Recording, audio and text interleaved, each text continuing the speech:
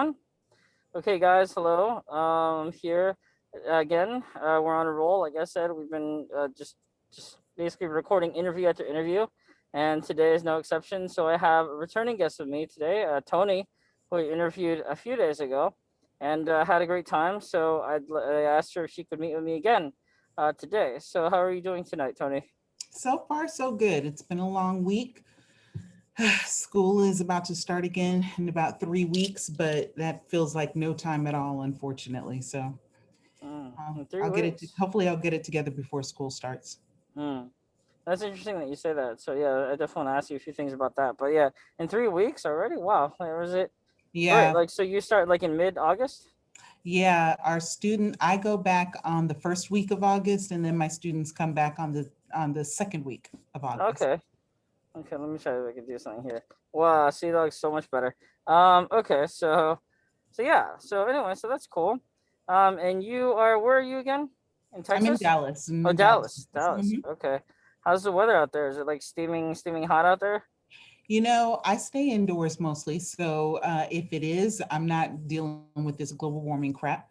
It was rainy, a little bit rainy today, but it was something that was needed. Kind of need that in the reservoirs and in the lakes and stuff like that. But it hasn't been. I don't think we've reached any 100-degree days yet.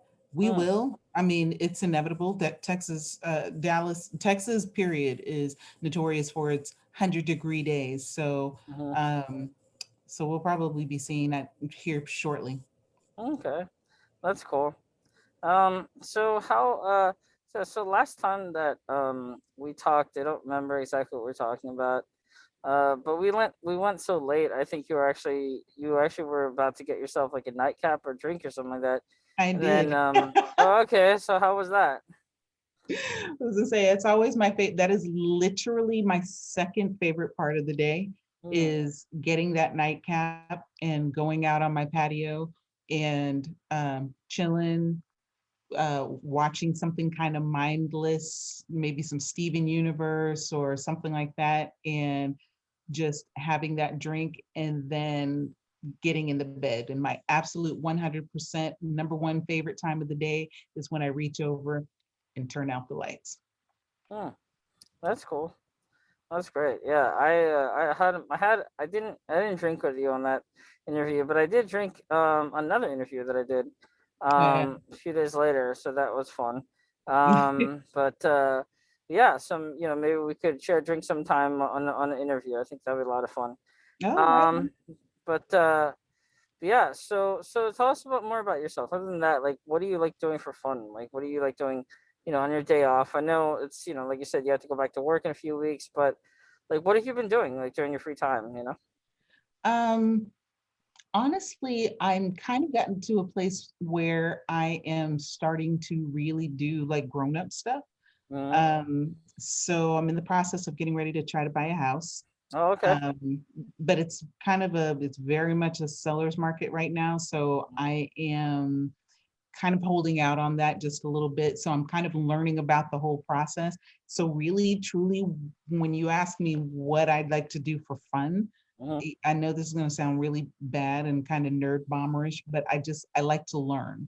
I like to experience. I like to just do things. So I don't have Mm-hmm. any like specific thing that I like to do. If somebody Mm-hmm. says, "Hey, let's go hiking," then yes, I'll go hiking. If somebody says, "Let's go roller derby," yes, I'll go roller derby. If somebody says, "Let's go to the library," then yes, I'll go to the library. So it's just I just like to experience. Mm-hmm. So no matter what it is, really, and I hate saying that because it sounds, I don't know, it sounds cliche, but I don't really have like hobbies or anything to that effect.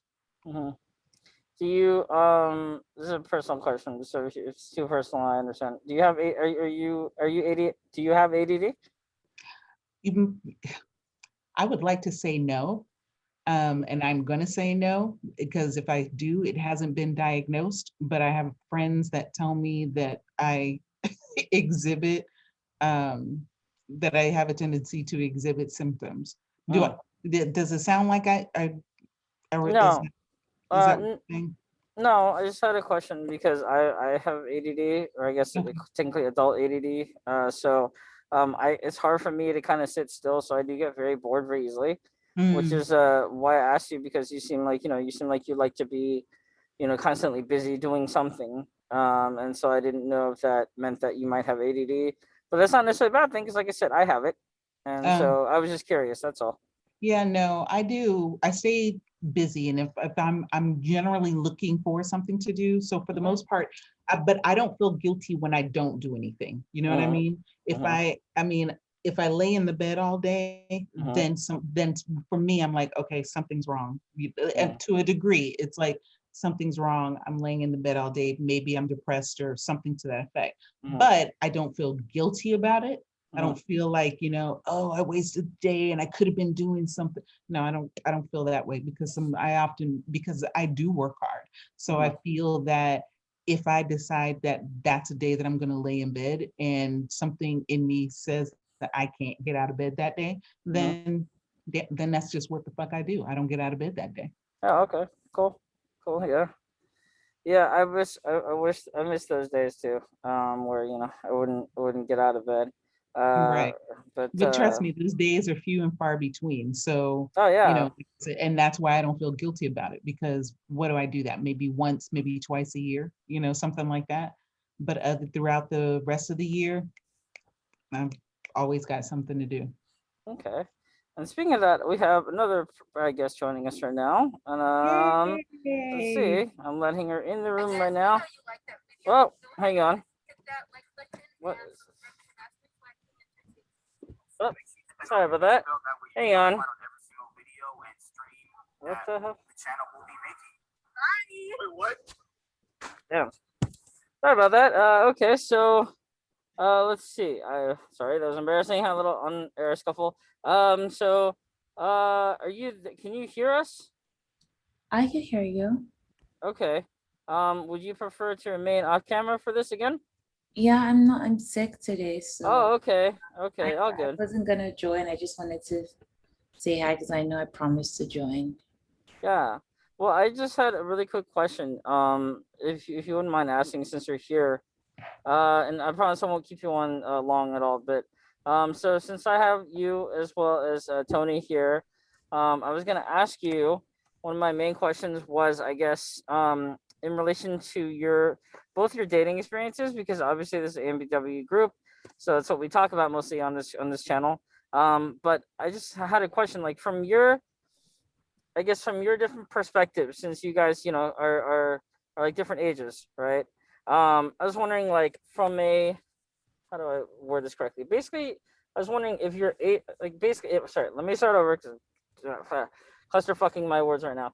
Um, I'm trying. It's just kind of a personal question for me, really. To see how your perspectives on dating differ, and whether or not your age, or you know what I mean, your experience, or just maturity in general would have an effect on that. Because I have a theory from my own experience that it does affect it, but Mm. I have never really talked to I've never talked to women about this, other people about it.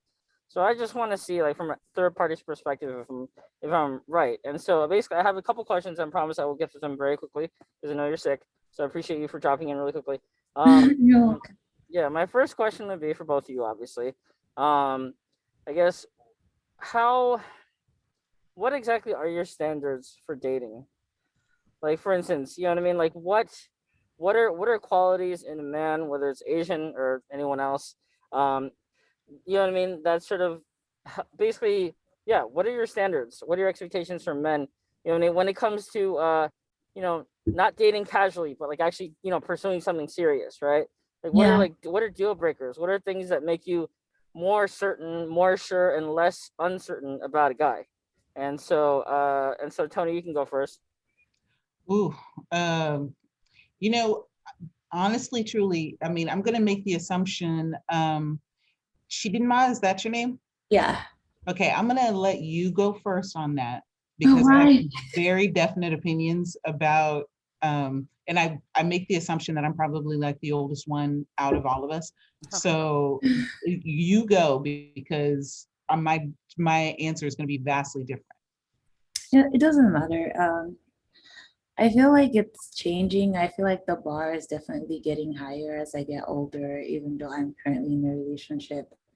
Um, so I think there's just like a few things that the first thing I think about is like values.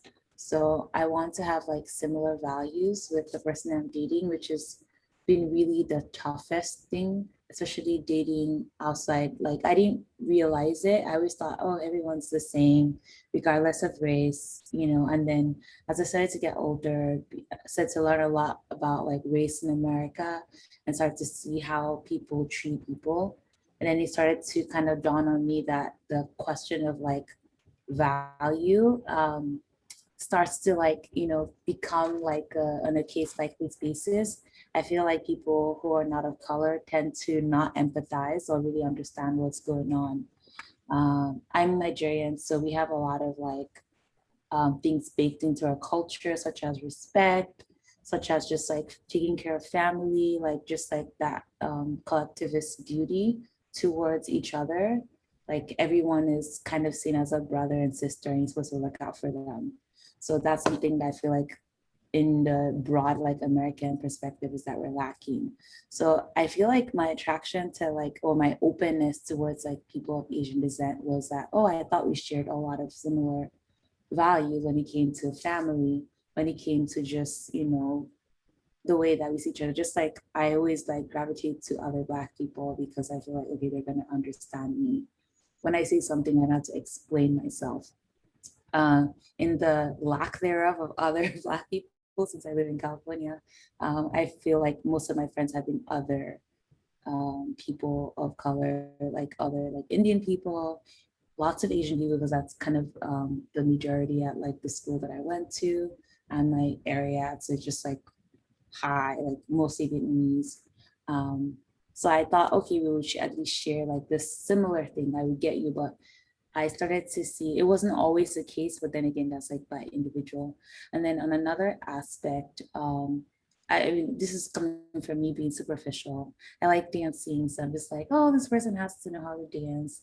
And at some point, it's like since I was little, I was like Leonardo DiCaprio is like my childhood crush. However, white boys are not my go-to because they don't have swag. Like that would be like some stupid thing that I used to have. Like I feel like I would have been the cult. Like if I had started dating earlier, I would have been the culprit of dating just like all the, you know, all the guys who try to be Black. That would have been like my go-to just out of like ignorance because I'm like, oh, at least they have like some swag. Like that's just something stupid that I've now like gotten over, and I no longer have that anymore. But I just always like flavor. I'm just like, okay, they have to have some sort of culture. And it's not to say that white people don't have culture. They do have culture. It's just in America, it seems to be very watered down and it seems to be very, I don't know, no offense, just, you know, you know, not the male, but male, yeah, something like that. Yeah. So that's just the only thing. But then it's kind of confusing when you see, like you meet other people, like other Asian people, and they start acting like they don't keep their own culture. They like start acting like super white, or they try to act like Black. So it's kind of like confusing. Like, oh, the reason that I actually like you is because you're like yourself. Like you have like something about you that I'm trying to learn about that I feel like it's of value, and now you have like washed that all out. Yeah. I So know. yeah, so that's one. And then the other thing, being Christian, like religion kind of also shaped me. So I always thought, oh, if anybody's Christian, I feel like they have this concept of unconditional love. They might, there's some things that they wouldn't do. I know for sure that they will have a certain type of heart. So again, this is also something I've also been proved wrong. So, so it's just like, again, growing older just kind of teaches you a lot.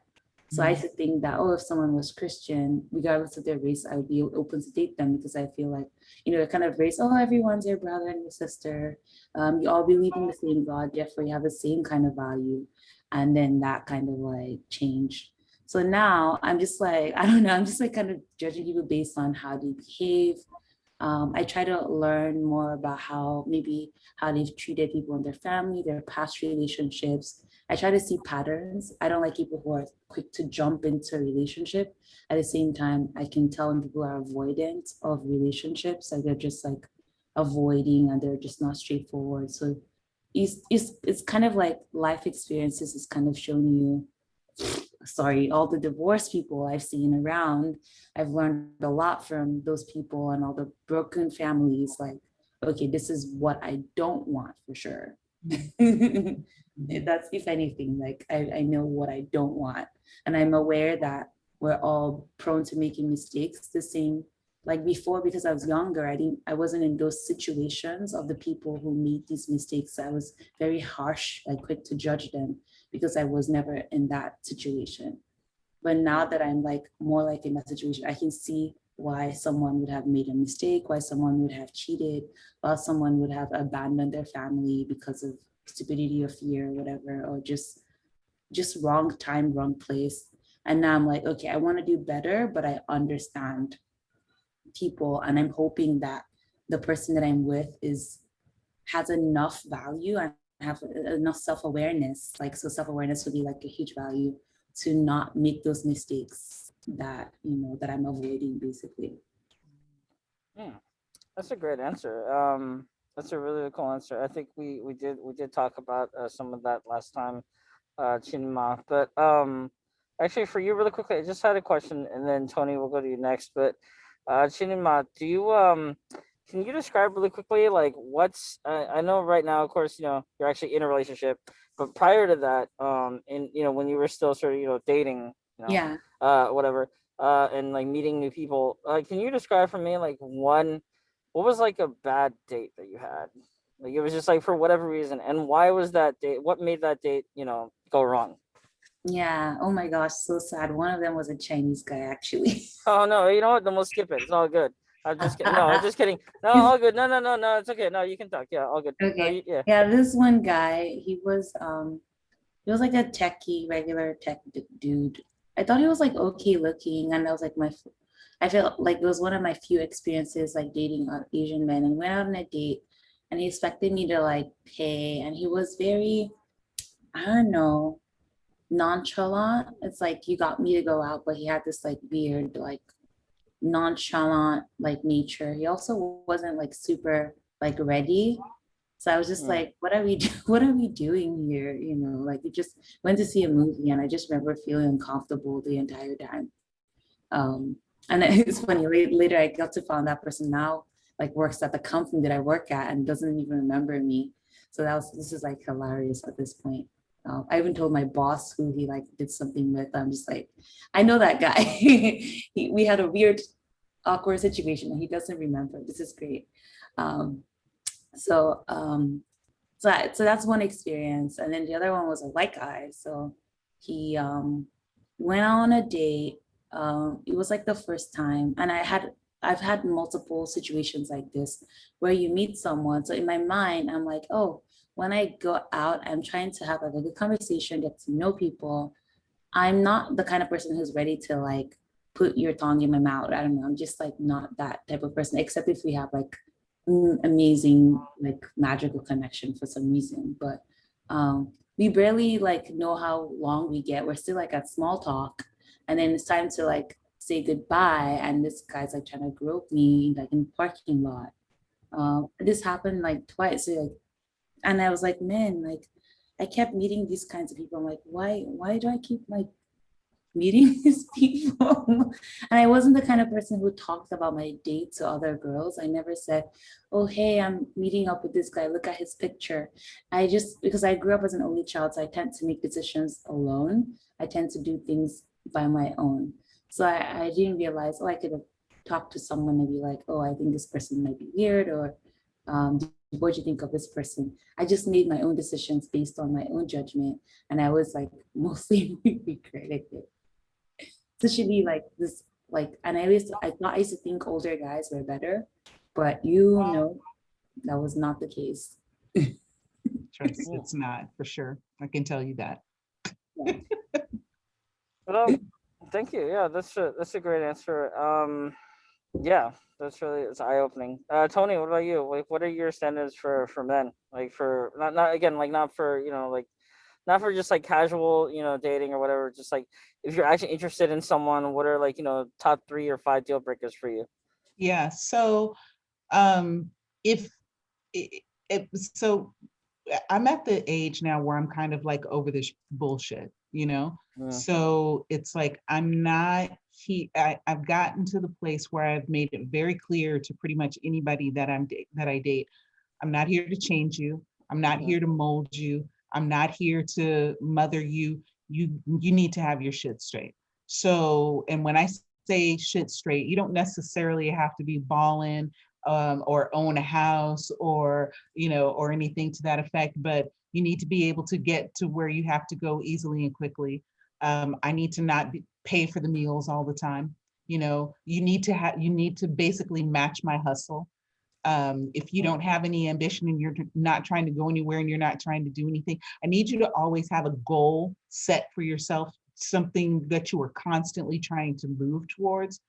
Um, and it's interesting because uh, when Chidinma was talking about um, what I don't want, um, it's I've gotten to the place where I have kind of dated enough to know what I don't want.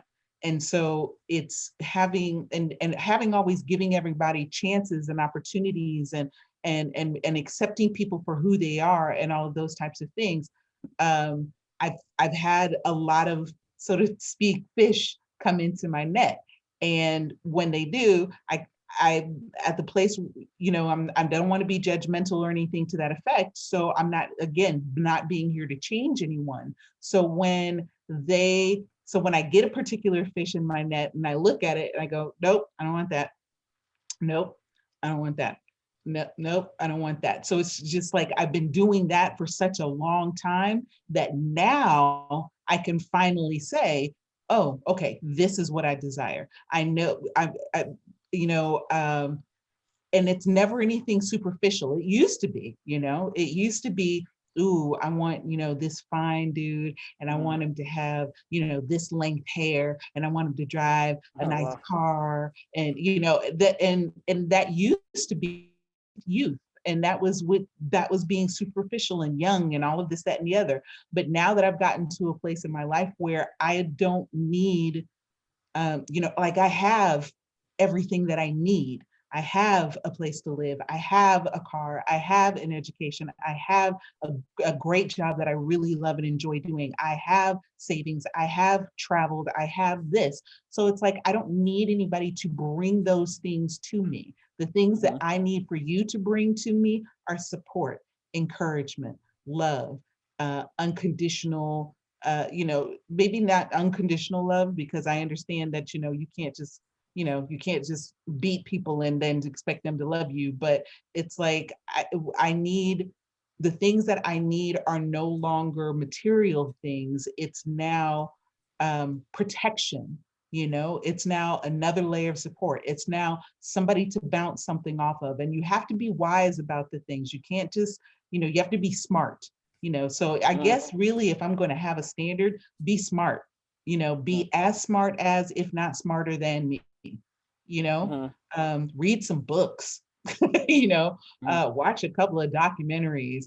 uh you know it, if you don't know about financial things, learn about financial things. If always have the vision to keep moving forward and to keep going, and I'll be your biggest fan. I'll be your biggest supporter. I'll be your biggest cheerleader. And, we will move forward and make things together. And to a degree, I guess that's what I'm looking for. I'm looking for somebody to help me kind of take it to the next level and move forward and go forward and to leave a legacy and to teach me things that I don't know. And maybe I can help you in your weak places, you mm-hmm. know? So um so yeah, in all of this that and I hate to a degree, it sounds like I'm for the streets when I say I've been around, but I'm not don't even start with that shit. But it's like, but I've been around enough to know what I don't want. Mhm. And it's, you know, it has been able to help me to sieve all of that out to figure out what it is that I really, really actually need. Mm. That's a very interesting question, and so yeah, so thank you for that, Tony. So the question that I have for both of you, is that okay? So for me, again, like please, either of you, or yeah, for both of you, do not get this twisted as some sort of reading into it too much or a sign of disrespect at all. It's just curiosity. And it's based on my own personal experience. So I again, I'm gonna do this like a 500 the fucking time, but I wrote a book, the online dating guide for Asian men, and it was based on all my experiences. Tony, I don't know if I think I talked about it with you. Chinamai, I don't think I talked with you about it, but I wrote it and it's on sale. It's at smashwords.com. You can buy it now. But like I said, it's based on the before and after. And the before was when I was really struggling. It was when I was just taking L after L. I couldn't get, I could get a lot of first dates, but I couldn't get a lot of second dates. It got really bad. I mean, it was just to the point where I was just me. I felt like it was meeting the wrong person, and I felt like if I kept trying, I would eventually meet the right person, which is really, really like literally like the definition of wishful thinking. Because, up until a certain point, I wasn't doing anything different, and then afterwards, I tried something different, and it actually worked for me. It was like night and day difference. And the thing about that, yeah, I'm gonna get to my point right now. My point is that I felt as though a lot of the women that I was having more success with were a little bit older than me. And this is like only a few years ago. This is like back in 2017, so it wasn't that long ago. But I was like, I had just turned 30 that year, so it was like, big 30, big year or whatever. But for me, it really was a big year because I felt like dating wise, I felt like, wow, like this, I'm using an all new approach to dating, and because of that, it's like a night and day difference. I'm literally attracting, these women who are actually interested. I mean, not like literally like right off the bat, but like they were taking it seriously. They were, going out and dates with me, and it didn't always work out, but I think for the most part they tried. I think we both tried. I mean, both parties tried, and you know what I mean. I met a few women, and for the most part, my dating experience was like just almost stress free. It was completely almost devoid of stress free. And the women that I met before that year were like, more my age though. They were a little bit younger. They were a little bit younger, like in their 20s, or you know what I mean, just like right around my age. But it seemed to me they just want to have fun. They were not ready to settle down. And if they were ready to settle down, then they would usually, they pretty much all give this reason. Like I'm just not looking for anything right now. You know what I mean? And that, I mean, that couldn't have, I mean, I don't want to get too much into it, but basically, yeah, just they all, basically, lack of better words, seemed like they were just looking, right? They were just looking, but they were just kind of, they're just kind of, like fish in the sea kind of metaphor. They were just floating around. You know what I mean? They're just kind of swimming through, casually dating, casually meeting people, hookups, whatever you want to call it. And then a few of them actually, one of them got married, and she's a fucking idiot. But and then and then another one I think is married. I don't know. I mean, I'll keep tabs on these people. Basically, what I'm trying to say is, that sort of gave me I came to the conclusion that I feel like younger women in general, a lot of them wanted to just let it happen, but they didn't know how to admit that or say that. And a lot of them also didn't know what they wanted, right? Now, obviously, I mean, obviously, you put myself in the spot here. They didn't really want me, right? And it just sort of, I felt the worst for it. But basically, yeah, it just seemed like they were just kind of going through a phase, casual dating phase. And then when literally the right person came along, like, oh, suddenly I'm looking for something, I mean, yeah, I'm looking for something, blah, blah, blah. And we all know how that ends up. So I'm not trying to put either one of you on the spot here, but would you say that maybe based on your experience or whatever, that might be true? And yeah, Chinema, you can go first. All right. Sorry, your That's okay. experience is kind of funny. Yes, I feel like everyone's different. Again, I wasn't like the kind of person who was down for like casual dates, like like hookup type dates. I was looking for connection, and even if I wasn't interested, I wanted to have fun, but not fun like throw you away. Like I wanted to feel I don't know, I just wanted to like get along, in a fun way where I felt comfortable with this person. Sometimes when you go on dates, it's just like stuffy situation where you're just like over and you just like feel like nervous or just stuffy, like you don't feel like natural. So it's just like most people in their early 20s, they meet people like at school or like at an excursion, Right. Like right now, if I was single, I meet a lot of people in my apartment complex, which is really weird. It's like my apartment complex is like this like dating Love Island. That's what it feels like. It's like a pool at the top. There's like all kinds of different people. We have like some events every weekend. So I feel like if people were single, I would totally bring them here and be like, hey, meet all these people. Cause it's just like a casual way of just like getting to meet people. And then if you see like one person you have something in common, then you kind of develop a routine with that person. So for me, I like to do creative things. I was always looking for people who were doing similar things as me, whether I was going to church, whether I was going to do fashion stuff, whether I was dancing. So that's kind of I think that was it. But when it came to dating, the people that I will meet, they didn't necessarily like meet that criteria. They were so far out of, I don't know, just anything that I would do. I think I only met one person who was like kind of gave that vibe. I remember he was from Hawaii. He was like Taiwanese and like I don't know American, but he grew up. I don't know. He had this like foreign. Like his mother was like a flight attendant, so he had like this foreign like way he used to teach Chinese. He just was like not the typical person, but he was also wild. He wasn't like the ideal person for me. But I was like, oh, he's good looking. He was super helpful. He helped me like go grab my car. He was like down to just like go hiking. He was down to just go on a bike ride. So I don't know, based on that, I feel like I could have fell into a relationship with the wrong person just because we got along and we had that like, oh, it's like a vibe. It's just like you just get along. But he was not the kind of person that I want to be with, which I got to find out later. And thankfully I didn't force myself, onto him or anything. I just kind of like let it like ease ease out. Yeah. Mhm. And I remember this one guy who wasn't even that good looking. He was like a random guy who was like a nerdy Santa Clara University guy. Because he was dancing, I put all this projection of like the person who's like me. So he had gone to school, he had like a career. At that time I was still kind of like at the beginning. So I was projecting all these things that I wanted to be Mhm. onto him. And I thought he would be the ideal person to show me the way. Sorry, that's a funny thing. Show me the way.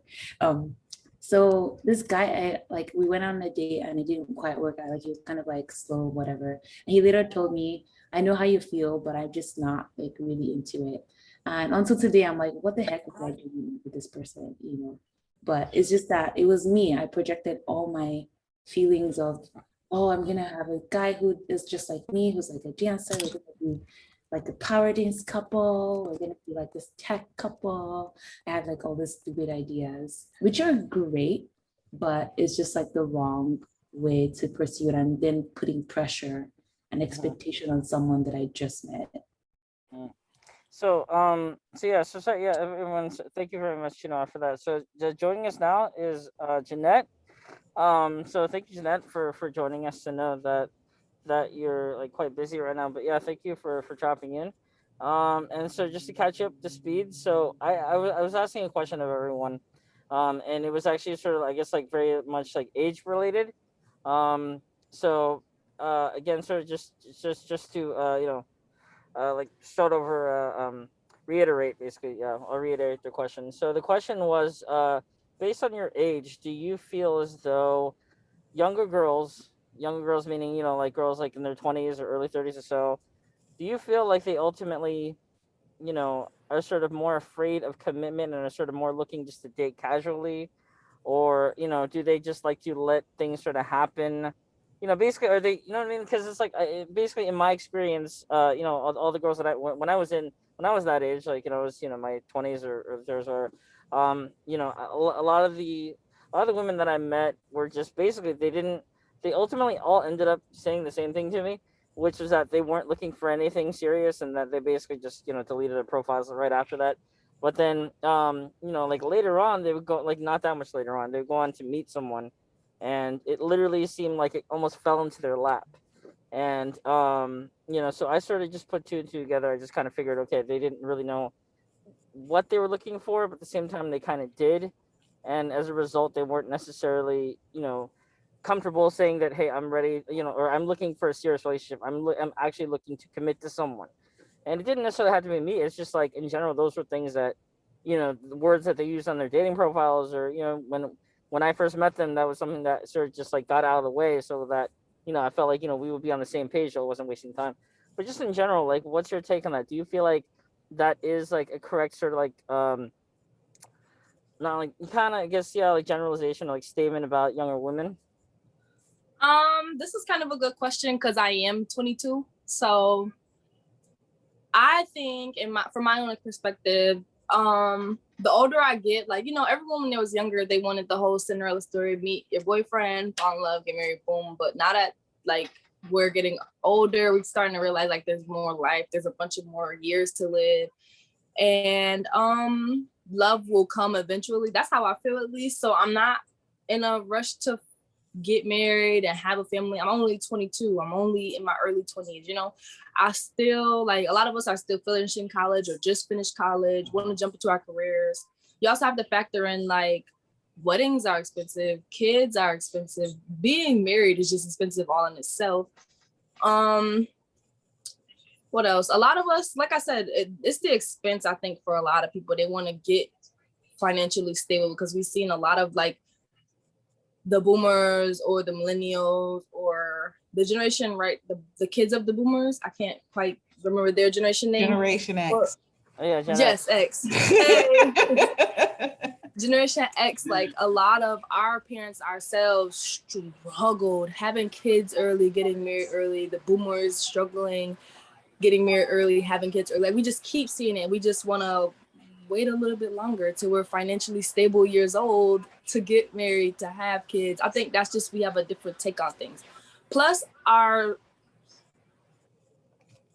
generation has this hookup culture. Like, everyone just wants to hook up, have fun, not want to commit, not want to indulge into their feelings, not want to get deep down and open up to other people, So like, there's so many different things going on, and I see it all because I'm literally living it. This is my generation. I'm Generation Z. I'm 1999. I think that's Z. Gen Z. Yep. Yeah. So yeah, I would like to wait. I want to, go see the world a little bit first before I got a white picket fence and a couple kids, Okay, so yeah, no, that's a really good answer. But let's just say, like, just painting like hypothetical picture here, right? So that's fine, like you say all that, and I totally understand and I agree. I think that, you know what I mean. I think that, young people should focus on that. They should focus. It's kind of cliche to say this, but focus on themselves. You know what I mean? Especially right out of school. You know what I mean? You're kind of in like a very vulnerable, like transitionary kind of phase in your life, and you need to find your footing, ultimately. However, though, my experience is a little bit different. Not necessarily for me personally, but when I was like 25 or so, I one of my exes, she was 4 years younger than me, so she was like 21 or 22 or something like that, around that time. And we had the, like I sort of insinuated from before, like the experience is not great. It basically ended to the point where, she basically told me I just wasn't looking for anything serious, blah blah blah. Literally, like 3 or 4 months later, she ends up with this other guy, who I'm not going to go into what he looks like and all that stuff, but basically him. And she's all basically just like celebrating about it, posting pictures. It's very disturbing. So basically, it's just like, it's to the point where I just had to block it. But it just told me too. It was like, it's kind of like what you were saying, Jeanette, about her telling me that, hey, I'm in senior year of college, and I'm gonna be graduating as soon as my last year, so I just want to focus on that, focus on finishing school, and then all that stuff. And like, again, I'm not saying what you're saying is bullshit, because everyone is different, and again, so like, don't get it twisted. But I'm saying, like, in that situation, as messed up as it was, she did meet someone, and she sort of, what all those things that she was saying, oh, I want to focus on myself, like, she basically, like, she just said fuck all that, okay, and she went out with this dude, and she's now in a serious relationship with someone, right? And obviously that wasn't me, but it was this other guy. So I just had a question, for you, right? For like just hypothetically again, if the same thing were to happen to you, right? If you were to say, okay, like right now, like I'm single, you know what I mean? I'm still in school. I want to wait. I want to finish college, and then just try to like get my foot in the door, start a career somewhere. But let's say in the midst of all that, when you're in school, if you met someone, right? Doesn't matter what they look like, whatever. Basically, you find them hot, or what I mean, for whatever reason, you're just infatuated with them. You want to be with them and get to know them, and then eventually, maybe it comes to the part where you actually do start dating them seriously. Like, what is your take on that? Do you always say no to someone? Basically, that's what I'm basically trying to find out if you're like this person. No, I'm just kidding. No, but no, I'm sorry. No, basically, yes. So do you? But yeah, again, like hypothetically, if you were in that situation, like how do you kind of find it very hypocritical based on what you just told me? Like what would be the exception to that? I'm trying to understand the female mind more. And that's why I have a panel full of women and myself. So yeah.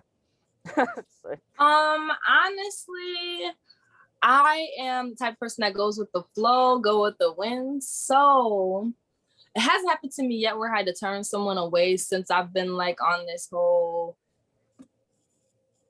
casual dating type of situation I've been in.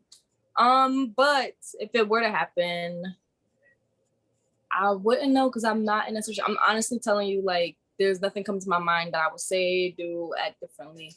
I think if during while I was in school, someone was like, "Oh, I want to talk to you. I want to get to serious know you," I would probably let them because things happen at the right time. Like I believe in fated, like well, going yeah, with the flow. It'll happen. right, and things happen all the time.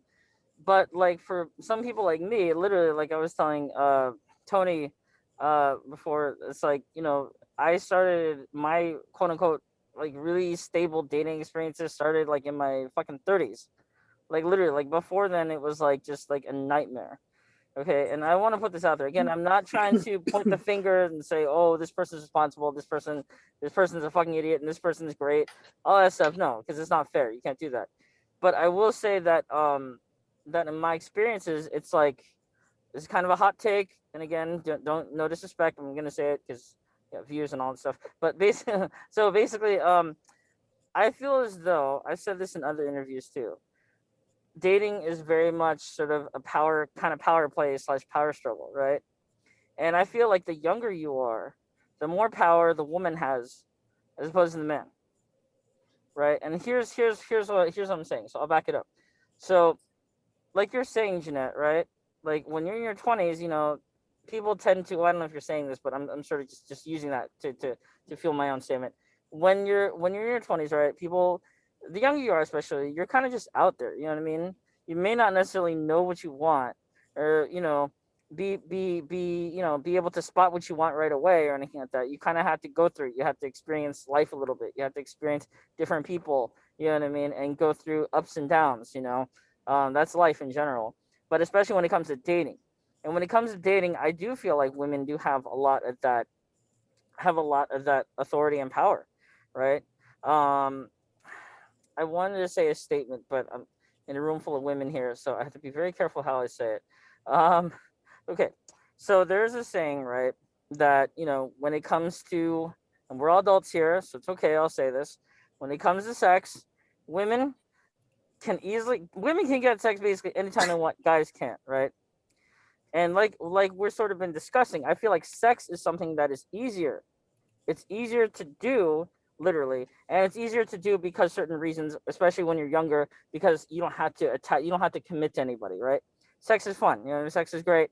Everyone does it, but especially I feel like when you're younger, that's kind of easier to do than it is to get invested in someone, right? In my experience, when you're in your 20s and you find yourself in your feelings or whatever, or at least in my experience, like, girls just kind of, they react kind of like, it's like this like weird kind of alien cocoon or something that, is like swarming them or whatever.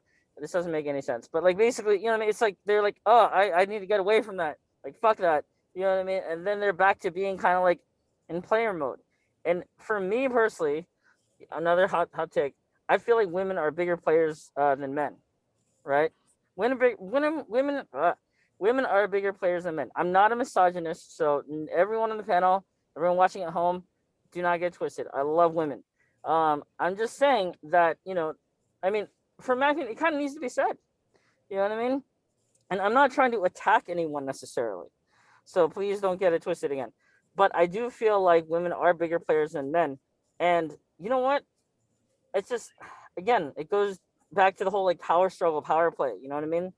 Like I feel like the older you get, the older everyone gets, and the more mature they get, the easier dating becomes. And in my experience, starting a few years ago when I did turn 30, and ever since then, it hasn't always been perfect. Like I said, ups and downs, right?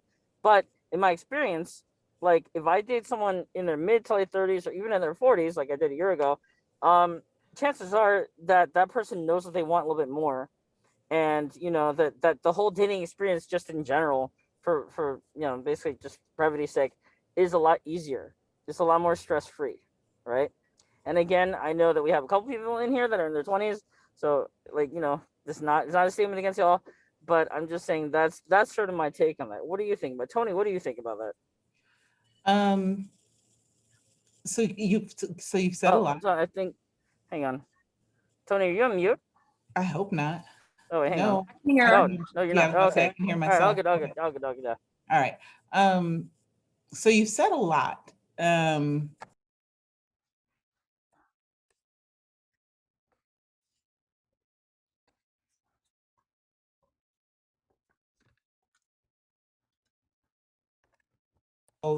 your experiences, and you've been around these women, and they've said that they don't want anything serious. I have a tendency to believe that women do want something serious, that they want to be in these relationships. However, we are at the place now where we're not taking any bullshit. So it's like, if she says that she's not trying to be in anything serious, that is code for I'm not trying to be in anything serious with you. Yes, And yes. it's not and you shouldn't take it personally, because it doesn't mean that you are not worthy and that you are not lovable, and that it's just that maybe there's just a vibe that just does not, that doesn't like channel together, right? Because I know that there are plenty of people that I come in contact with, particularly on dating sites and so on and so forth, and I can have a bit of a conversation with them and go, yeah, no, this is not going to work, and swipe left and keep it popping. Mm-hmm. And it is because I've had the experience of doing this for a really long time. But that's another story. So point being, there's that portion of it. But then as for whether and so what was the question that you Yeah, I don't originally even know were anymore, asking? honestly. I said like a billion things. I'm sorry. I had like an energy drink this ADHD. morning. It helps me get through Um, work. But no, I really wanted to point out really quickly. I'm sorry, I don't mean to cut you off, Tony. But like what you said just now, which is what I sort of been trying to get at, is that when girls say that to you, right, or like said to men, like I'm not looking for anything. It literally means just you. They're literally talking about you. right. You know what I And mean? But here's they go ahead. no, sorry, they don't say that, and that's Well, the problem. because the onus is always on us. So the fact is that if we and so when we say that, no, I don't want to, if we simply say no, I don't want to be in a relationship with you, you know what 50% of the time you can guarantee happens in that particular situation? No. Well, fine, bitch, I don't want to be with you either. Ghosting. So it's like we as women, we unfortunately are kind of held to a bit of a double standard, because we have to be the ones to be the protector of our purity and the protector of our and the protector of our own lives, even, and the protectors of our pussies. Because the fact is that when we sit there and we say, yeah, no, I'm not interested. Fuck you then, bitch. You understand what I'm saying? Or or no, I don't want to do that. Was you ugly anyway?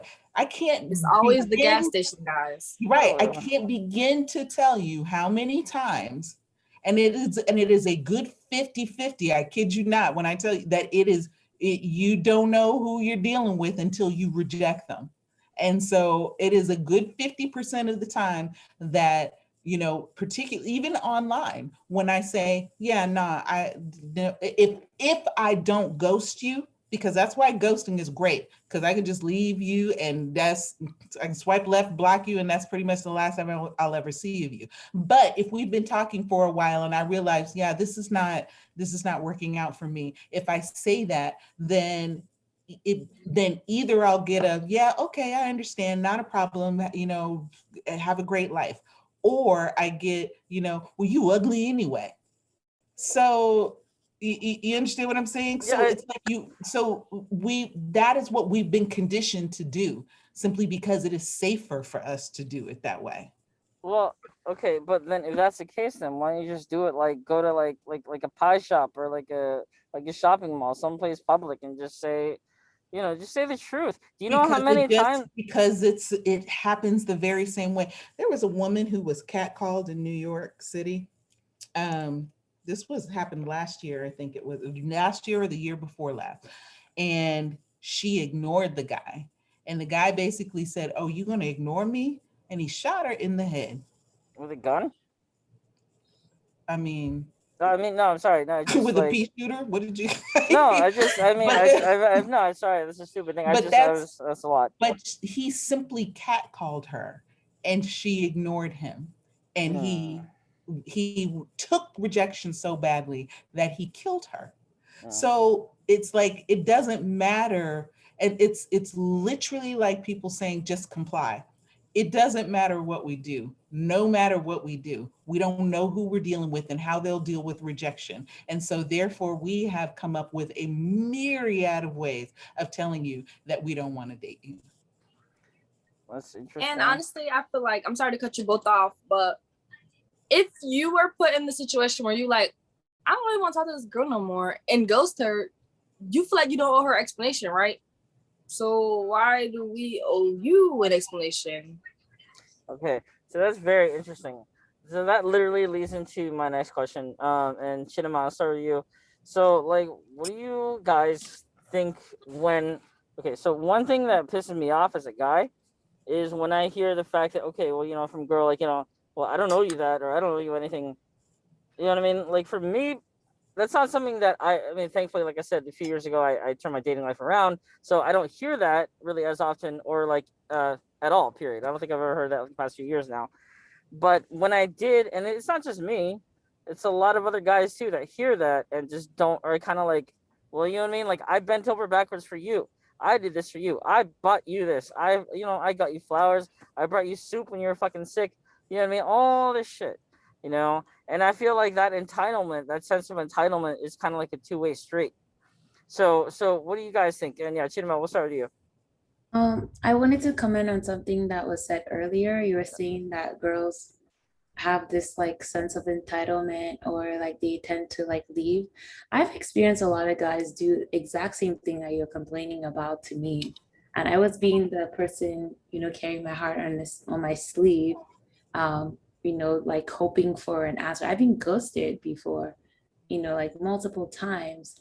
And I think it's an asshole thing, because another thing is, not only do I get ghosted, I get the rebound. So like 2-3 weeks later, the same idiot will come from nowhere and be like, "Hey, what are you doing?"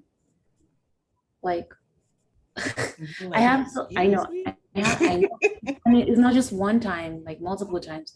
And I've had like people just do all kinds of weird stuff. Especially if you, like, guys tend to want things physical, like right away. It seems to be it.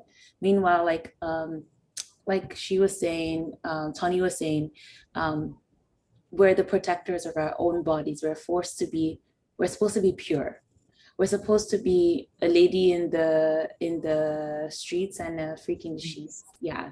So we're supposed to be all these things, but then when we say, "Oh yeah, no, thank you," then we're kind of like, like assaulted. And if we say yes, we'll still be called slut. Like, it's like, no, no matter what we do. you can't win, right? And then to make it even worse, we often get put, I think I told you this last time, until I met my boyfriend, all the situations I was in were not situations that I wanted to be with.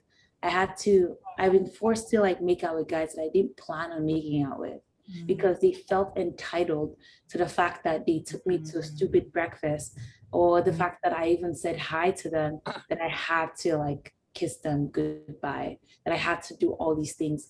Like my whole life, like my entire life, even oh my gosh, even when I was in like a wee innocent person, I had like a crush on like this guy at my school. He never spoke to me. The only time that he wanted to talk to me was when we were dancing, and he wanted to like hook up at something. I would have flattenly told him no, even though I've had a crush on this person for like 7 years, for example. Can you imagine?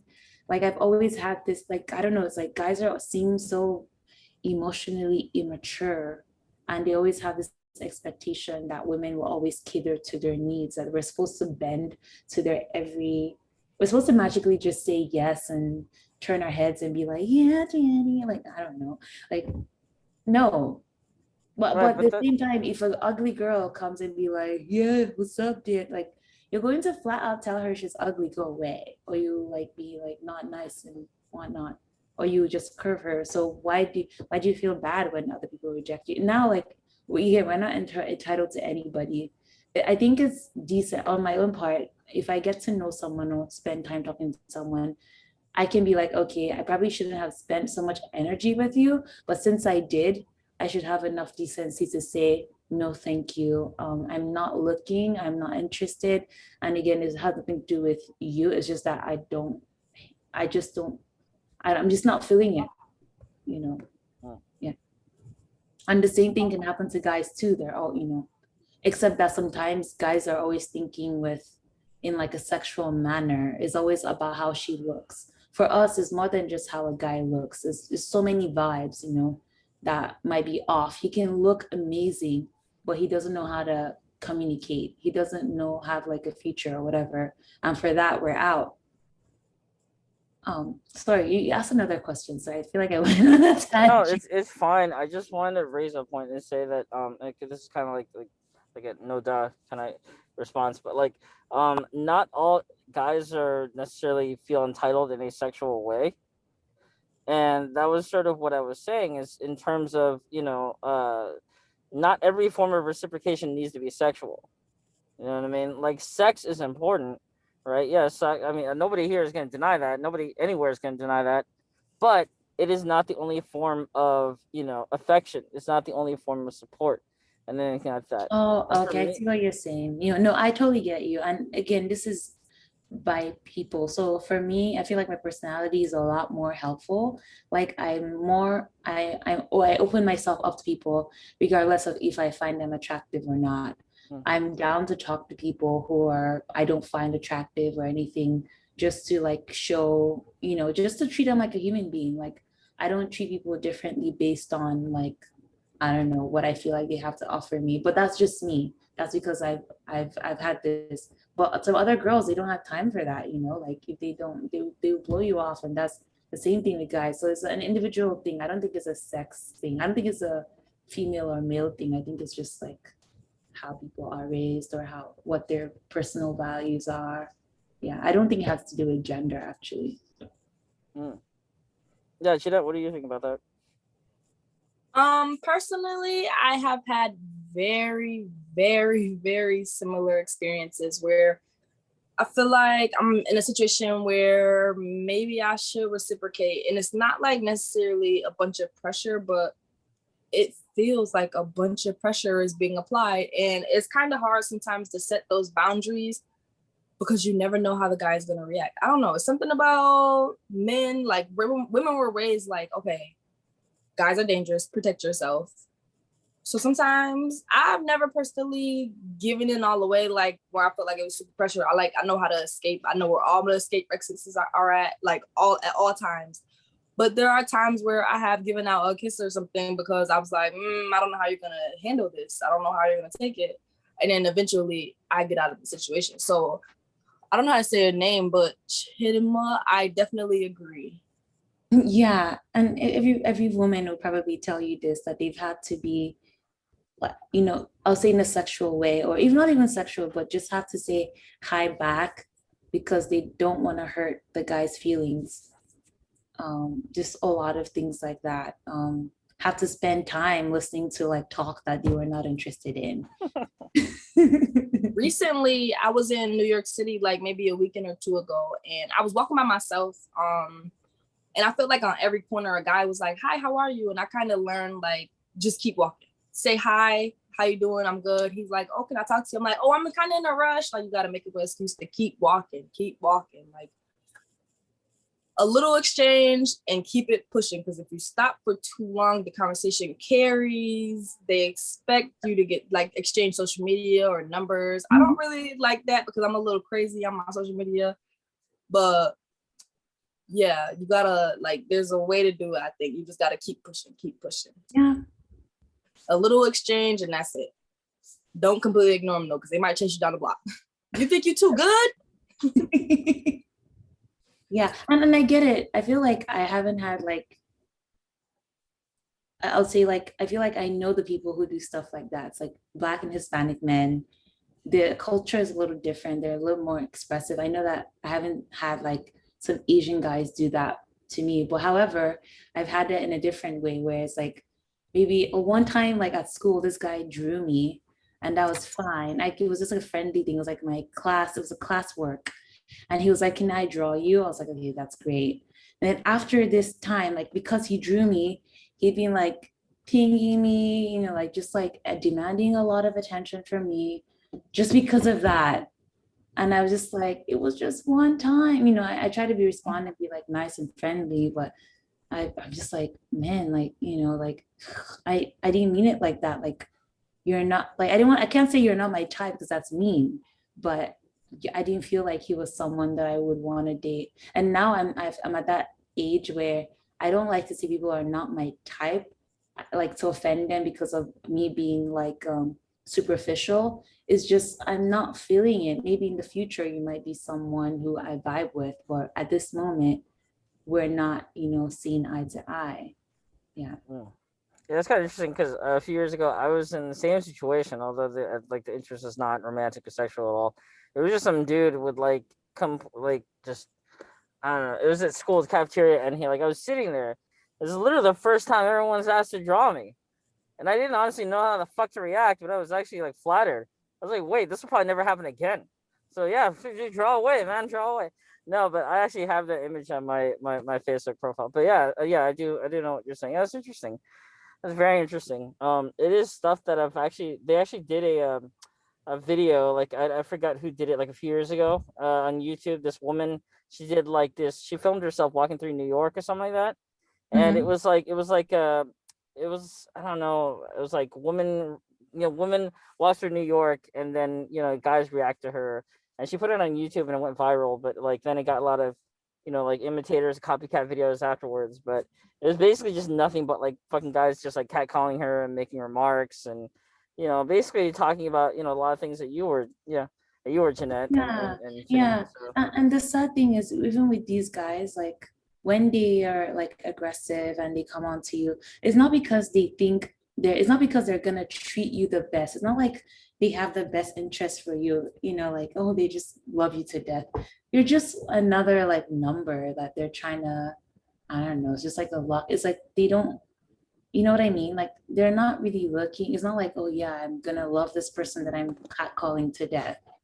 I'm gonna love this person that I'm inboxing to death. It's just whatever mental health issue they have, or I don't know, ego that they're trying to stroke. To chime in on a slightly different note, but the same note, I read an article, I don't know how long ago, forever ago probably, but it was saying how men mostly view women as objects until they have a daughter, because they can't sexualize their daughter, they can't mother figure their daughter because they have to take care of the child, obviously. And it was really interesting to see that guys it doesn't really click that we're actually human beings and have a thought process and minds of our own until they have a child of their own. Then they slightly see everything differently. And that's why people always compare, like, oh, you have a mother, you have sisters, you have children.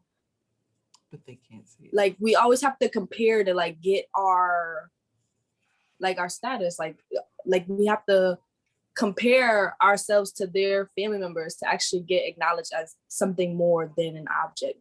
guys mentally cannot process that women are not objects. And the article was so interesting because it was like, it makes sense why guys and girls at this age can't truly be friends unless it's like a miracle. Sorry to mute the point. No, it's okay. It's just Wait, so what do you mean? Like guys, girls can't be friends? Like unless Oh. it's Yeah, I was gonna argue with that. I was gonna be like, I think we can totally be friends.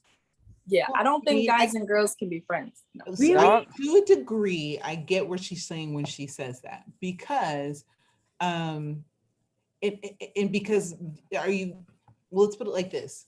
I think a guy and a girl would probably have problems being friends if maybe one is attracted to the other.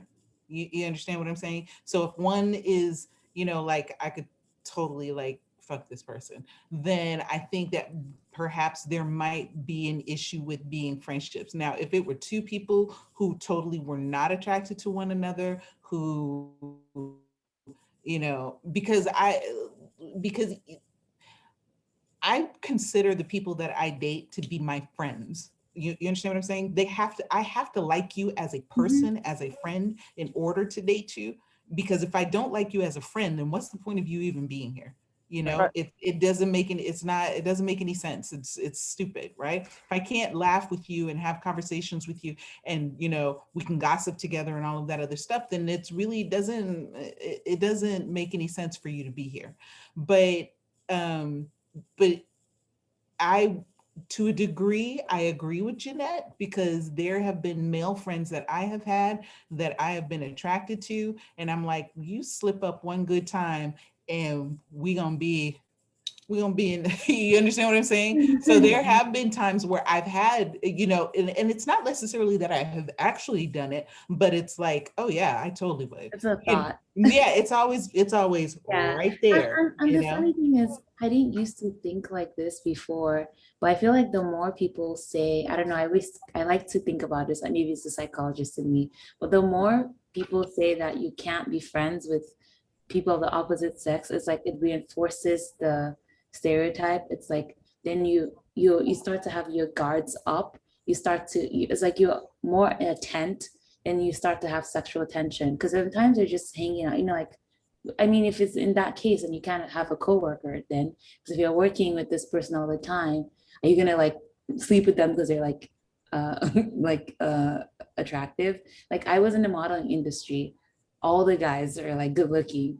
I am friends with them. I never dated any of them. So it's like I can't, it's at some point you have to like kind of cut it somewhere. Like it's like for me, I think, yes, I see you an attractive human being who is dateable or whatever, fuckable. However, I respect myself and respect you enough to not like take it there until, except if there's like a magical reason. Because for me, I guess my own, maybe I'm different. Like I'm a demisexual. I don't know, how do you put it? It's like I feel like I have to have like a strong connection with someone in order to like consummate, like, because I tend to rationalize like, oh, if I did something with this person, well, is it worth it for just that few minutes? Like, am I gonna want to see them tomorrow? Like, I tend to think like that. So with that in mind, like I feel like I'm less likely to sleep with my friends, because I'm like, yeah, I know this person, they might be attractive, but they're not the kind of person that I want their juices on me, or they're not the kind of person that I want to remember, oh shoot, damn it, I don't want to see you because we did this one thing, or like, like I want to still be friends with you, so I will respect you, and that will respect myself. Yeah. It's very interesting. I mean, I have a few like sort of non-related thoughts. I just, when it comes down to the idea of men and women being friends, it's always like, usually like for some reasons, like maybe 4 or 5 times out of 10, every time I start to see someone or interested in someone, it's like they have that friend who's a guy, and that guy's a fucking dick. Like, he's like, like, you can tell straight up, he just wants to fuck his friend.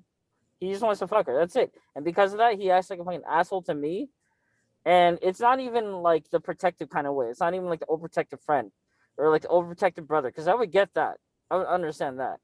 But it's to the point where even me, I sometimes I'm not the person who can, sense all the signals or read people's body language or whatever, but even I can fucking tell that shit. You know what I mean? And I don't like it. And like for me, that's another issue that I have. It's like when women don't realize certain things. Like for instance, when they have friends that are fucking retarded, like sorry, that are fucking idiots like that. Okay? And they're stupid. And it's sort of unrelated, but it's also like when women can't tell when guys are flirting, all that stuff. Oh yeah, that's another thing. So, like I mean, you hear this all the time, literally from women and stuff. Like oh, I can't tell when guys are flirting. He also, I mean, like, do you guys have that issue? And if so, you know what I mean. Like, why do you think that is?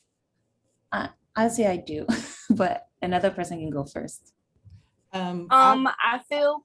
No, you go ahead. Because mine is going to be quick. No, for me, I expect that you will be flirting. I expect it. I'm usually surprised when somebody does not, and it's actually very encouraging. The, the people that I generally date didn't flirt. Because it's not, and I hate to say this because it just sounds so cliche, but because it's a thirsty reaction. And it's not like, again, it's not like I'm out here being Halle Berry or anything to that effect, but I expect it, actually. And So so I have yeah, I can absolutely tell when I somebody's I have a clarification question for you, Tony. You Yeah. didn't say that like if a guy doesn't flirt that you're more attracted to them or Mhm. oh, okay, Absolutely. okay. I You're have right. the same. I You're have damn the right same. about that, because it's because you have done something different. You have done something that not necessarily that nobody has ever done before, but you have pretty much gone against the tide, Yeah. I think that's what I told. and I like that. I like that. Yeah. Totally. I agree with you. yeah, Go ahead, Jeanette. Jeanette. Okay, so Tony, I definitely agree when they like, I don't know, because that doesn't make no sense. I'm sorry. When you said that they go against the tide, I definitely, it's something about a person that don't want me that make me want to like go after them a little bit more. I don't know what it is. Yeah. But I also am feeling a little attacked by us for saying that we don't know when people flirt with us. I am a natural flirt, so if you give me something, I'm giving it right back. Like I can't help it. It's fun. It's a cat and mouse. Hopefully I'm the cat. But yeah, I definitely feel like I'm a little oblivious sometimes. Like when it's coming from somebody I'm not expecting it to come from. Like, oh yeah, he's like, super attractive, not even my real type. Like I'm not looking at him. It's like, oh, when like they hit me up later on, like ask me out or something, I'll be like, oh, my flirty personality maybe was a little too flirty. Like, it's only when I'm not expecting it. I'm a little like, ooh, okay, maybe. I don't know if that made any sense. Nope. No, that makes sense. I feel it. For me, it's like I'm used to people flirting. So because I'm used to people flirting, I don't know when they're flirting or not flirting anymore. In some situations, I'm like, oh, they're always flirting. I guess we're all flirting now. Let's all flirt together. So like if they were serious or they actually like really wanted something, they would have to be very specific and be like, it would have to like basically come in a suit and a tie and be like, I want to date you. Like, I don't know, like, because at that point, like, it's just not like something that my brain is like processing anymore, or we're just too casual. And in this case, like, for example, my boyfriend now, I thought he didn't like me. I was like, what's going on here? I have no clue, And we went on a friend hangout and he went and told his homeboys that he has a girlfriend. So like so that's an example of me not knowing that, like the situation. I know that I didn't like him, it's just I don't know, maybe I expected it to be very specific. Maybe I'm the kind of person you have to like spell it out like very obvious for me to like get it. And then after that, if the person's like way older than me, I'm just gonna laugh because I'm just like, like, yeah, this is not gonna happen. Or if the person's way younger than me, I'm gonna laugh. It's not gonna happen. If I'm not attracted to the person, that's also another area where I also laugh. So it's kind of like maybe because I'm not seeing them in that light, that's why I'm not seeing that they're flirting. Hmm. I also really quick want to relate it back to the Asian community. That's some of the worst flirting I ever seen in my life. Y'all don't even look at us in our eyes sometimes. So like it really fly over my head then. Like, Oh, can you make wait. a little eye contact? Something. Just watched my video that I posted very recently. That was me. I think I break all those rules. I think when it's come to the Asian brothers flirting, they haven't really been overt with their flirting. It's just more time spent. So it hasn't been necessarily, like, yo, baby, what's up? You find it hasn't been anything like that. And if it was, I'd be like, shut that right down, right? Because I don't like that. And it's cheap and trashy and a little bit tacky, right? But when when but the flirting that I've seen has been, let me spend more time with you, as in let me talk to you longer, let me have a conversation with you, let me maybe if it's a long distance thing, let's Zoom, or let's, I don't FaceTime, I have Android, but or let me come hang out with you, or hey, are you running groceries today? I will go grocery shopping with you, or what. You understand what I'm saying? It's the That's quality. right. And that's how I've known that, oh, this person likes me, and I like that, I Mhm. appreciate that, because time is, time is much more valuable than lit. You know what I'm saying? Yeah, yeah, absolutely. And as a representative, obviously, of all Asian men, I'm just kidding. That'd be kind of sad. No, just like in general, I've actually all the Asian guys that I know that are friends with or worked with or whatever, even grew up with, like, I do want to say this. Might sound a little bit controversial, but a lot of them do fit that stereotype of being very shy. And it's not that they can't. Okay, it's not that they can't talk to women. It's not that they don't know how. It's just that that's just. I think a lot of it is like how we were raised. You know what I mean? Like I said, I've said this in other interviews too, but it's like it is true. Like our parents don't go out of their way to teach us how to talk to women. A lot of the times we learn, this is gonna sound really corny, but we learn from movies and TV. You know what I mean? We learn from, watching like romantic comedies or anything like that. You know what I mean? Or like even fucking Hallmark Channel or MTV, anything like that. You know what I mean? And sometimes we just learn it from, just watching other people do it, other guys do it. I mean, You so did okay. mention that before, and that was a really poignant. And it wasn't in this interview, but the interview prior with me. You did mention that before, and that was a takeaway for me, because I was like, you know what? I had never even thought about that. The fact that, that you're busy, trying to excel and trying to do these things and trying to like move your life forward and push it forward and all of that other stuff, that you haven't taken the time out to um, talk about dating rituals and flirting and, and all of those other things. It's not anything that, so would you say that it's not anything that you've ever seen your father perform, so therefore you don't know how to perform it?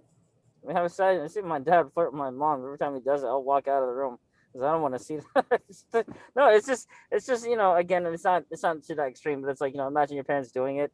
It's just like it's stuff that is kind of like, yes, okay, sorry, I'm going off tangent, way off tangent. Basically, back to your point. So back to your point. Basically, I'm saying that I have me personally, I've had my talks with my dad about dating and about women and stuff like that, and about romance. And my dad is not, my dad is, he's from born and raised in China or Hong Kong, but he came over here. He actually learned English just for watching like the Mod Squad back in the 70s. So yeah, he's kind of, yeah, it's interesting, but basically, yeah, he's actually he did all right with women. You know what I mean? Before he met my mom, he had been in 5 relationships prior to that, and most of them were with actual Western women. So his advice to me would be confident, always hold the door open, pay for women and be patient. And to this day, I follow like two of those rules. So good job. No, but no, that's why I'm still single. No, but no. No, I mean, like in general, like I said, I guess it's easy to generalize because that's been my experience with with like Asian guys. All the Asian guys, like I said before, that's their experience. You know what I mean? And to an extent, that's also my experience because I didn't have a ton of talks like that with my dad. You know what I mean? Like my dad was awesome. No disrespect to my dad. My dad was great and all that stuff, and he helped me, in school and in life in general, work and stuff like that. He does offer advice, but I'm saying primarily, even with Asian American parents, you know what I mean? Their parents weren't necessarily American themselves, so it is a very very much cultural thing. You know what I mean? That it's just like okay, if you're Asian, you know what I mean, then stereotypes. You play piano, you know what I mean? Get good grades, do extracurricular activities so you can get to good school, all that stuff. And it's really it's positive advice and it is the right advice. But at the same time, look at the fucking statistics. Asian men are last on the list, okay? The media fucking shits all over us. We're a goddamn fucking joke. Yes, we have, things in Hollywood are kind of changing. They're opening up, you know what I mean? Not just for Asians, but like people of color in general. You know what I mean? You had Crazy Rich Asians come out recently, right? And then you have, Shang-Chi coming out in a month or two. Yeah. So you have these public perceptions, these depictions of Asians in the media, I have right? a question though. Yeah, sure. How do Asian people in your community, how do you guys like meet people? Are you like, I feel like that probably, like what's your Yeah. social dynamic of like, you Yeah. know, meeting So other Asian women? I don't know, like, and is that typically like, I'm assuming that maybe before now the focus was that Asian guys would date other Asian women, right? yeah, so to answer your question, they don't. Like for the most part, they don't. They Okay, don't I'm meet gonna say other Asian women? no. I'm just no. Sorry to answer the first part of your question. Like, where how do Asian guys meet other people? You know what I mean, outside their own community or whatever. No, in their Oh, in community. their community. Yeah, they kind of just run into each other. Asian people stay for the most part stay within their comfort zone, so it just kind of happens naturally when they meet other Asians. There's kind of this thing. I don't know if any of you have noticed, but when you go out, you know what I mean, like with your friends or it's a weekend or whatever, and you go out and you see a lot of people walking around, shopping, holding hands, all that stuff. They're with their friends or with their loved ones or whatever. You don't really see a whole lot of Asian couples, I and you know. don't really see a whole lot of Asian guys in general. You might see a lot of Asian women with non-Asian men, but let me tell Oh, you, I live in a different situation, so I see a lot of Asian couples. Yeah, I was about to say, in the community that I live in, it is a lot of Asian folks over here. oh, okay, never mind. Yeah, I mean, I'm in Dallas, but I live currently I live in a place called Valley Ranch, and Mm, there is a high Desi community here and okay, high Asian population. Well, and I'm saying high Asian, but you know, East South Asian. Asian, But East Asian, I'm yeah. yeah, but let me just make it clear, it's just a high Asian Mm-hmm. community here, and I didn't move here uh, specifically because of that, Mm-hmm. but that's just the way that it is. And I like it. I enjoy it. I appreciate it. It Yeah, gives me an opportunity to interact with um, more folks from the Asian culture.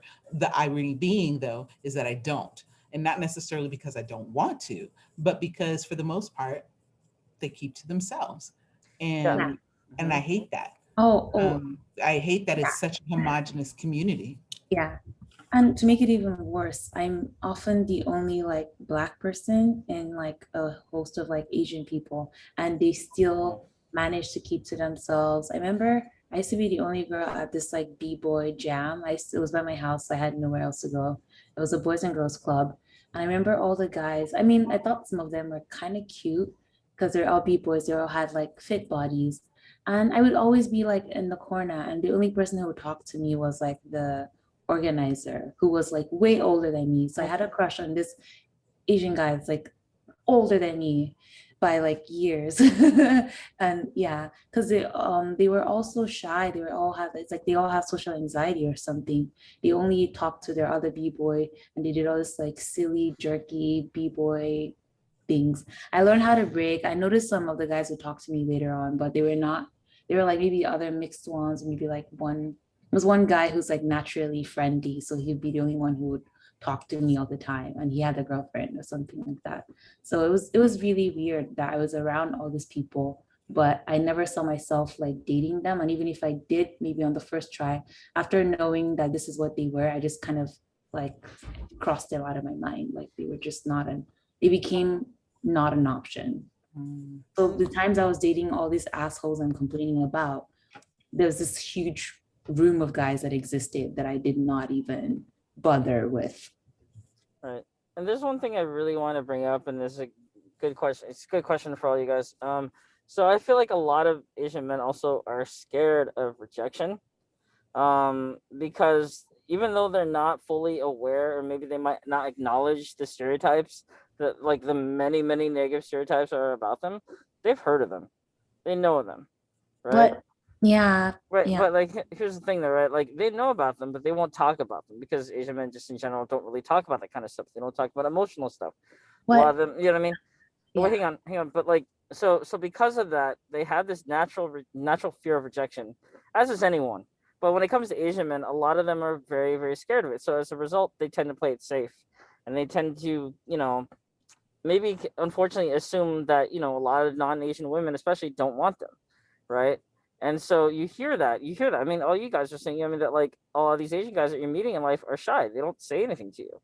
You do, you know what I mean? Like most of the time, maybe you guys have to, like just women in general, Western women or women in general have to approach them, which is something I've heard a lot of the times too.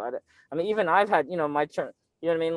Like not so much now, but like in the past, where I feel like there's a really cute hot girl over there, and she might be black, she might be Latina or white or whatever, but I probably don't have a fucking chance in hell. And I've said that in the past, when I was in college, that happened a few times. So, and that wasn't, and I realized now that was a mistake. I shouldn't have done that. But Yeah, I guess yeah, you guys need to work on your like outgoing and confidence. yeah, they do. I don't. I have no problem with it. Yeah, I mean, like, the Asian guy community, like, I feel like it's not everyone. And then another thing No. I felt like, not only do they have this shyness, but they also have this like internalized like pedestal of like white women over Yeah. like or Mm-hmm. like Latino. So they're basically doing it to themselves in different ways. It's like they also like they don't also regard like, I mean, I'm not saying they don't. I know there's a lot of Asian guys who regard Black women or open dating Black women, but as a whole, like collectively, they're talking amongst themselves. I feel like they're ranking white women at the top of the line, and then maybe Asian women, they're Asian women, or they're Asian women, and then maybe some white women, and then Latinas, and then Black people at the bottom of like the line. I just realized like they're doing it to themselves, so it's kind of like hilarious. Like they're complaining, but yet they also are guilty of having these preconceived notions that prevent them from exploring or opening up. Yeah, there's some truth to that, unfortunately. I'm not like that. Obviously, I have a whole AMBW YouTube channel, so I don't have that issue. But Yeah, just none in of it general, yeah. is. No, but what you're saying, there is truth to that. I just want to say that. It's just, but at the same time, those people that have that preconceived notion, they're fucking stupid. So you should be avoiding them. You should not be talking to them. I You should be, I you know don't what I mean? Yeah, I don't think they're stupid because again, No, they kind of are. I tend to be open.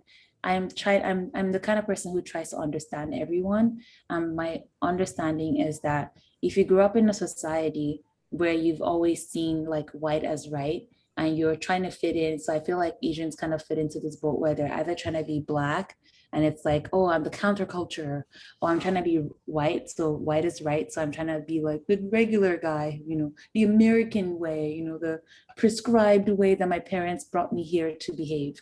So when you have this dichotomy, you're trying to be like either like more white or more black. So you perceive black as like anything like other, and then white as like the way to go.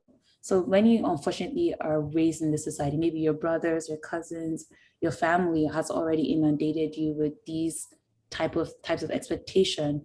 So you don't know any better. So even though you might see a girl or see how you like might want to engage with you, which you might end up doing later on in life, but that's just unfortunately how you grew up. Those are the friends that you're keeping. That's how you see the world. When you look on TV, unfortunately, we're not portrayed in the most positive light either. So whether it's like video girls, video vixen, hot girl summer, or it's like people stealing weave in the shop, or like all of these like negative apps. So you basically are maybe making jokes like that within yourselves. Like when stuff like Asian hate situation was going on, oh my goodness, like you need to see the comment section and see how people would respond every time they saw like a Black person who acted out, who acted stupidly.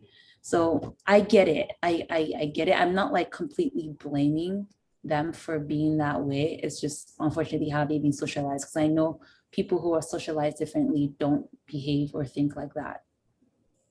Oh yeah, and Jeanette, I want to go to you next, but I just want to say that while there are a lot of ignorant assholes out there who may even what I mean, like you might see their point of view, but at the same time they are very ignorant, and the way that they react is more hateful and emotional. Like again, like yes, those people exist.